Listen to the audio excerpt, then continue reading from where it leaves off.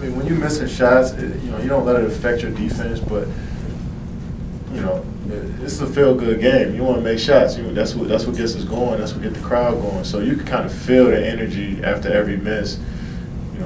Just Denver just taking it away from us. As far as energy is concerned, and quieted the building as well. So that was a tough one. It was a tough one. I still feel like we had a chance. Late in the game, we cut it to 8, I think, or 10, 7. So I felt like we just kept chipping away. But you gotta make shots in this league, and we did.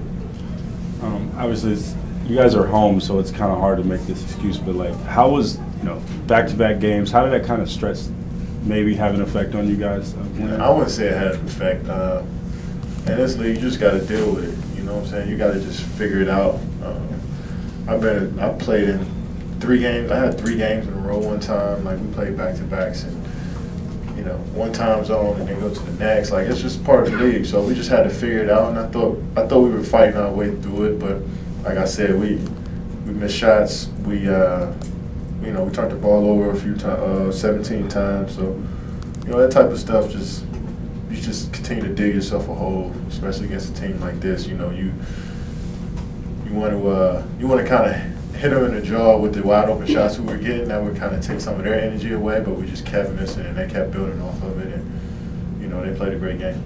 After a game like this, does Steve really need to say anything to you guys, or is there just such a feeling in the locker room of mutual understanding that nothing really needs to be said? Yeah, I mean, he just told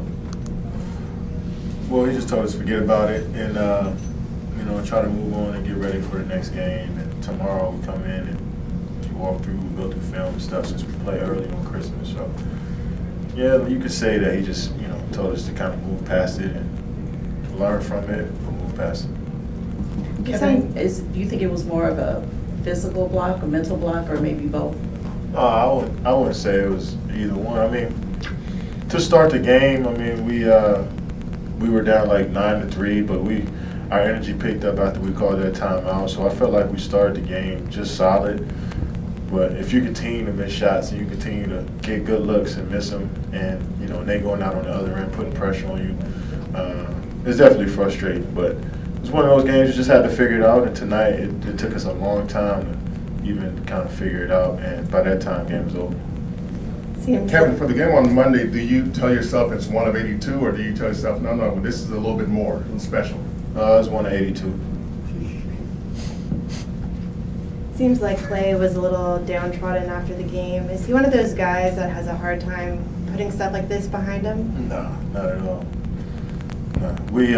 That's the great thing about Clay is that he never hangs his head. He continues to keep working on his game. He gets better. Even in games, he missing shots. You see he hit that big one in the corner to kind of give us some life a bit. We were 3 for 27 and 2 for 27 at the time. He was 0 for 9 and he still shot it. So that's just the mentality that he has, and we need him to continue to think that way. And if we want to be a good team, we want to have games where we're not shooting the ball well. I thought our defense really was solid. I mean, could have got away from us even more, but our defense was solid. But as far as Clay, we just need him to keep shooting, keep being aggressive. Kevin, speaking of which, what was kind of your mentality with having an uncharacteristic shooting night yourself, and just how you go about making the best of that, getting out of it?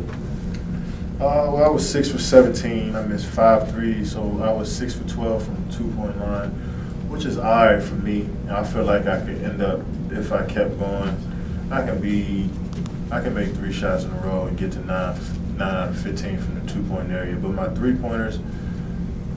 Usually when I shoot, I don't make a shot from the 3-point line, I'm forcing them, but I thought tonight I got some perfect looks. I had a pull-up that looked like it was down. I had that one when Draymond threw me the ball on top of the key, it felt good. I had another one that felt great. Then the last one went in and out, and I was like, all right, it's not my night. So I kind of look at how I'm shooting inside the 3-point line first, and then, I missed 5 threes, so I could have easily been at 50%. If I didn't shoot 3, so I still got some great looks though, man. I gotta stay confident, and I feel like next game those will go in if I shoot the same ones. Kevin, when you see Steph out there doing a lot more each day, and Sean, and then Zaza said he had a great workout this morning and could be ready by Monday. I mean, encouraging that you're starting to get some reinforcements and some big names back. I mean, more than anything, we just want those guys to get healthy. It's not about how they're going to help us on the court. We just want them to get out there at first. That's my main concern. So I'm excited that Steph is ramping up his workouts. He's looking great. He's moving around more. And then Zaza, he's getting better, and Sean getting better. You know, so I'm just excited that they're getting past these injuries, because I know how frustrating and nagging injuries are. So and they all want to be out there. So we're looking forward to having them back. Kevin, Steve said the only concern he had was he didn't see a lot of Joyce, and you guys didn't seem like you were having as much fun out there tonight. Did you feel it from the crowd, and also how did you feel on the court? Man, imagine shooting in the gym and you miss like 10 shots in a row. I wonder how fun that is. That's what it kind of felt like to us. So, maybe but the thing about it is we're pros. We still got to figure out how to get out of that. And we had our spurts, but it wasn't. We didn't put together a full game of just that joy and energy and flying around. And but we got to figure out how to just, when those shots aren't falling the way they did tonight, how we just keep going, and trying to find a good shot, trying to find a nice shot for us to get the crowd into it and get our teammates into it. So it was one of those games you had to think about mentally while you were playing and trying to figure things out, which was tough, but it was a great learning experience. Last one. Katie, Draymond, like he took a hit there, to the elbow down to the end. No call. What did you guys see from your vantage point? Well, obviously Jokic didn't mean to hit him in the face, but he did hit him in the face, and we've seen that play get called a lot, and obviously it didn't. And just move on from that. I know Draymond and the whole team thought it would be an offensive foul, but it happens like that sometimes. Tony missed it. The rest of not just Tony, the whole ref crew missed it.